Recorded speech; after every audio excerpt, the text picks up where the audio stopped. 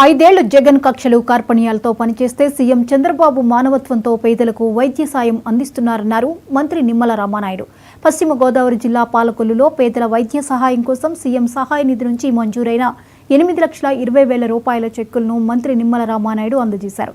చంద్రబాబు పాలనలో నెల రోజుల ముందుగానే సంక్రాంతి వచ్చిందనే సంతోషాన్ని రైతులు వ్యక్తం చేస్తున్నారన్నారు. రైతులు ధాన్యాన్ని నచ్చిన మిల్లర్లకు అమ్ముకునే వెసులుబాటు ప్రభుత్వం కల్పించిందన్నారు.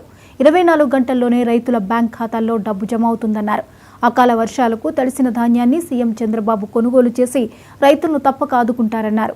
తొలిసారి రైతులకు ఈ క్రాప్ నమోదు సౌకర్యం ప్రభుత్వం కల్పించిందన్నారు.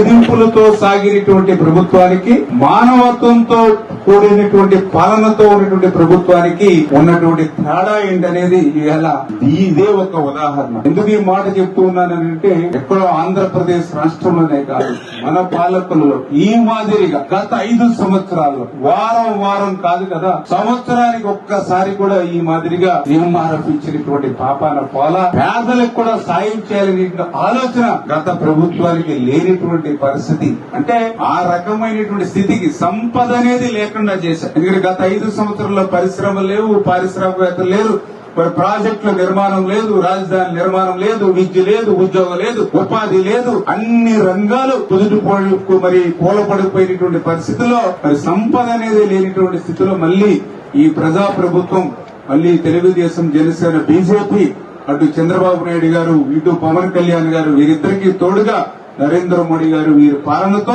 మళ్లీ ఇప్పుడిప్పుడే ఆర్థిక పరిస్థితి సహకరించకపోయినా కూడా మీకు ఇంత పెద్ద ఎత్తున సహకారం అందిస్తున్నామనంటే ఈ ప్రభుత్వం మేలు మనం జీవితంలో మరవకూడదని చెప్పి మీ ద్వారా అందరికీ కూడా తెలియజేసుకుంటున్నాం.